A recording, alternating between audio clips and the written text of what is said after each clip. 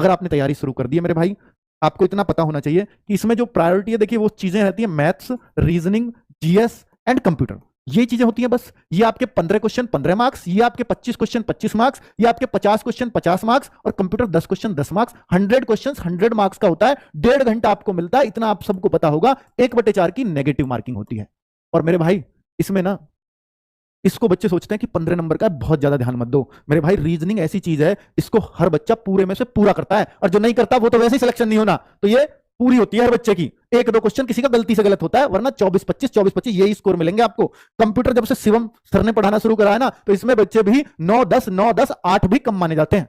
8 से 10 के बीच बहुत आसानी से नंबर आ जाते हैं। एमएस एक्सेल और वर्ड आपने बहुत बढ़िया से कर लिया, तो 8-10 नंबर आपके कहीं नहीं गए। 2 ही चीजें जो बहुत अच्छे से आपको करनी है, और वो शिवम सर को बहुत अच्छे से आती हैं। अब उनको पता है कि कैसे बच्चों के 8-10 नंबर लवाने, तो ये भी, तो ये दोनों चीजें मेरिट पर। अब आपका सर इसमें कोई 5 कर आया, तो बेटा वो तो गया गड्ढे में, फिर नहीं होना सिलेक्शन। मैंने इसमें 8 से 10 बोला तो वही स्कोर अच्छा है, मैंने इसमें 23 से 25 बोला तो वही स्कोर अच्छा है। इसके बीच में इससे नीचे अगर गए तो कम है, इससे नीचे अगर गया तो कम है। अब बात बचती है मैथ और जीएस की, यही 2 चीजें जिनसे सिलेक्शन होते हैं, क्योंकि ये दोनों तो बच्चे इतना ही करते हैं।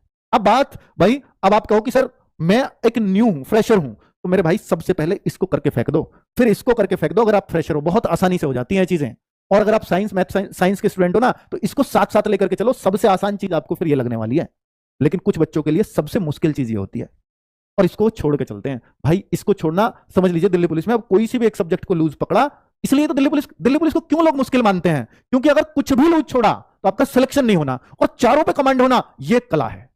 चारों पे कमांड बहुत ही कम बच्चे बना पाते हैं, इसलिए तो आसानी से सेलेक्ट भी हो पाते हैं। अब मैं आपसे कहता हूं कि भाई मैथ्स को इतना जरूर रखना, चाहे आपका कितना भी कमजोर है, पर भाई कमजोर वालों के लिए कह रहा हूं कि 12-13 क्वेश्चन आपके हो जाएं हर हाल में, इतना जरूर रखना। और इतने हर किसी को करने लायक आते हैं इसमें, बस 1-2 क्वेश्चन को अगर छोड़ दें तो 12-13 क्वेश्चन हर बच्चा कर सके, ऐसा ही मैथ पूछा जाता है।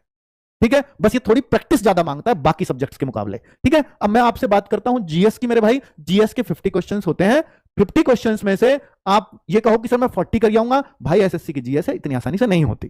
वो बात अलग है कि नवीन सर से पिछली बार 3 बजे का प्रैक्टिस सेट पढ़े बच्चे और वो 38-40 भी करके आए, वो बात अलग है। तभी तो 89-90 उनका स्कोर बना, इसलिए बना। पर 89-90 पर रैंक 1 आती है, और विद नॉर्मलाइजेशन सोचो, हालांकि उनको 1-2 का ही मिला था, नहीं तो वो तो 90 पे 1 रैंक आ जाती है इसके अंदर। तो फिर बच्चे के नंबर कहां कम हो रहे हैं, बाकी जगह तो हो ही नहीं, तो इसमें ही तो हो रहे हैं। जब रैंक 1 वाला भी 40 क्वेश्चन ही कर पाता है मैक्सिमम, तो फिर वो तो विरला ही होता है ना। रैंक 1 तो भैया किसी की एक की आ सकती है 33 लाख में से। तो फिर इसमें एक अच्छा स्कोर क्या माना जाता है, ये माना जाता है कि 30 क्वेश्चन एक अच्छा स्कोर दिल्ली पुलिस के अंदर जीएस में एक अच्छा स्कोर माना जाता है। ठीक है, तो इस तरह की आप अपनी तैयारी रखें जीएस के लिए। अगर आप नए हैं तो मैं आपको सलाह दूंगा कि मेरे भाई पहले आप